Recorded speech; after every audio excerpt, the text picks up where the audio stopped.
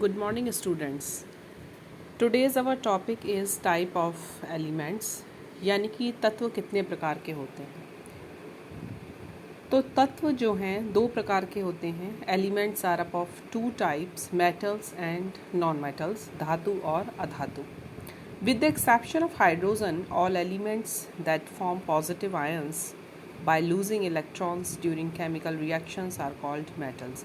किसी भी रासायनिक अभिक्रिया में जब कोई तत्व पॉजिटिव आयन देता है, पॉजिटिव आयन बनाता है इलेक्ट्रॉन को निकाल कर, it means any element when in a chemical reaction it loses electrons and form positive ion, it is called metals. यानी कि जितनी भी धातुएं हैं ये पॉजिटिव आयन बनाती हैं, सभी धातुएं धनात्मक होती हैं, सभी धातुएं पॉजिटिव आयन बनाती हैं, ये इलेक्ट्रॉन देती हैं। किसी भी रासायनिक अभिक्रिया में जो तत्व इलेक्ट्रॉन देते हैं वो धातु या मेटल्स कहलाते हैं। यानी कि हम देखेंगे कि सभी धातुओं पर, चाहे सोडियम है, सोडियम अपनी रासायनिक अभिक्रिया में एक इलेक्ट्रॉन देता है, यानी कि इसकी जो वैलेंसी है वो Na+1 है। मैग्नीशियम 2 इलेक्ट्रॉन देता है, इसकी वैलेंसी Mg+2 है। इसी तरीके से एल्यूमिनियम, इसकी वैलेंसी +3 है, क्योंकि ये 3 इलेक्ट्रॉन लूज़ करता है। तो जो तत्व रासायनिक अभिक्रिया में इलेक्ट्रॉन देता है वो धातु या मेटल्स कहलाते हैं। हम ये कह सकते हैं कि धातुएं जो हैं वो इलेक्ट्रॉन त्यागती हैं। Metals are electron giver, only hydrogen is exception case.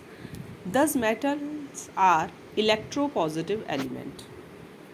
Metal हम ये कह सकते हैं कि इलेक्ट्रोपॉजिटिव का मतलब होता है धनात्मक आयन, यानी कि इन एलिमेंट्स पर, इन तत्वों पर धन आवेश होता है with relatively low ionization energies. यानी कि लो आयोनाइजेशन एनर्जी का मतलब होता है कि इनकी लास्ट ऑर्बिट में से इलेक्ट्रॉन आसानी से लूज हो जाते हैं। They can easily give up electrons, so they are called electropositive. They are characterised by bright lustre, hardness, ability to resonate sound and are excellent conductors of heat and electricity. जितनी भी धातुएं हैं, चाहे वो sodium है, magnesium है, aluminium है, copper है, जितनी भी धातुएं हैं उनमें चमक होती है। आप देखेंगे कि जितनी भी कोई भी धातु होगी वो ब्राइट होगी, उसमें चमक होगी। हार्ड होती हैं, जैसे स्टील, एल्यूमिनियम है, तो ये सब हार्ड होती हैं, कठोर होती हैं। इनमें साउंड यानी कि इनमें ध्वनि उत्पन्न करने की क्षमता होती है। दे कैन रेजोनेट साउंड, और ये विद्युत की और इलेक्ट्रिसिटी की और हीट की बहुत अच्छी चालक होती हैं। All the metals are good conductor of heat and electricity, यानी कि इनमें से हीट को और इलेक्ट्रिसिटी को आसानी से पास किया जा सकता है। Metals are solids under normal conditions except for mercury. जितनी भी धातुएं हैं सभी धातुएं सॉलिड हैं, रूम टेम्परेचर पर सभी धातुएं सॉलिड हैं, ठोस हैं। केवल मरकरी एक ऐसी धातु है जो कि रूम टेम्परेचर पर लिक्विड या द्रव अवस्था में पाई जाती है। अब अगर हम नॉन मेटल्स की बात करें, यानी कि अधातु की बात करें, तो जो अधातु के गुण हैं वो धातु से बिल्कुल अपोजिट हैं। नॉन मेटल्स जो होती हैं, non metals are very brittle and can not be rolled into wires और पाउंडेड इनटू शीट्स। जो धातुएं हैं उनके क्या होते हैं कि तार बनाए जा सकते हैं, उनके बनाए जा सकते हैं। They can be change into wire. जबकि जो नॉन मेटल्स होती हैं, धातु होती हैं, वो कठोर नहीं होती हैं, ब्रिटल होती हैं, हम उन्हें आसानी से तोड़ सकते हैं और उनको हम तार नहीं बना सकते, ना ही हम उनको शीट्स में चेंज कर सकते हैं, जैसे कि हम धातु को शीट में चेंज कर सकते हैं। They are poor conductors of heat and electricity. जितनी भी धातुएं हैं वो सब हीट और इलेक्ट्रिसिटी की पुअर कंडक्टर हैं, यानी कि उनमें ऊष्मा चालकता और विद्युत चालकता उतनी नहीं होती है जितनी कि धातुओं में पाई जाती है। They have no metallic lustre and do not reflect light. जो अधातु होती हैं ना तो इनमें चमक होती है और ना ही ये लाइट को रिफ्लेक्ट कर सकती हैं, जबकि धातुओं में चमक पाई जाती है। The melting points of non-metals are generally lower than metals but are highly variable.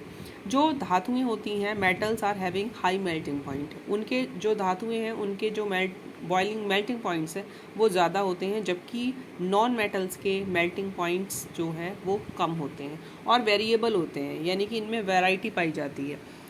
7 non-metals exist under standard conditions as diatomic molecules. Diatomic का मतलब होता है 2, di means 2, mono means 1, tri मैंने 3, टेट्रा मैंने 4 और पेंटा मैंने 5, हेक्सा मैंने 6।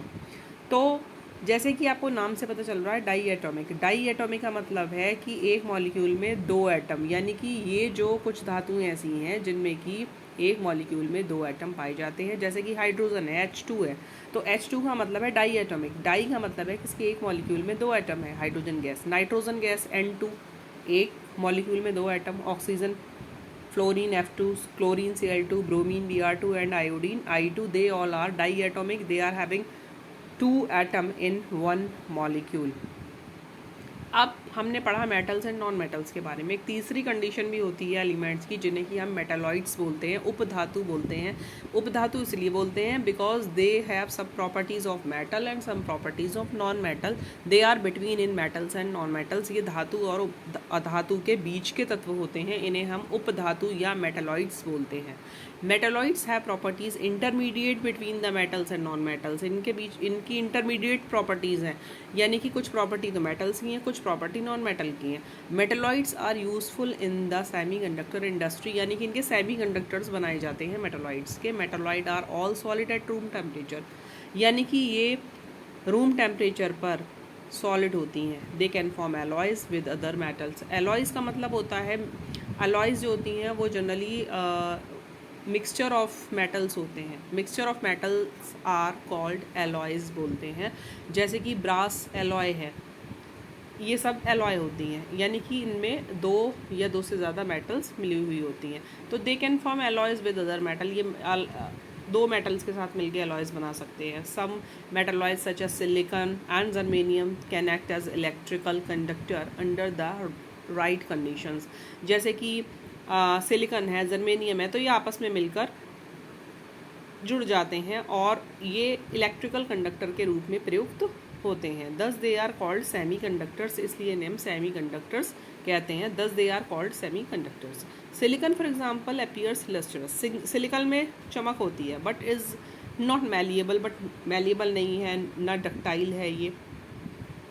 It is a much poorer conductor of heat and electricity than the metals, और इसमें ना तो हीट का ये कंडक्टर है, ना ही ये इलेक्ट्रिसिटी का कंडक्टर है।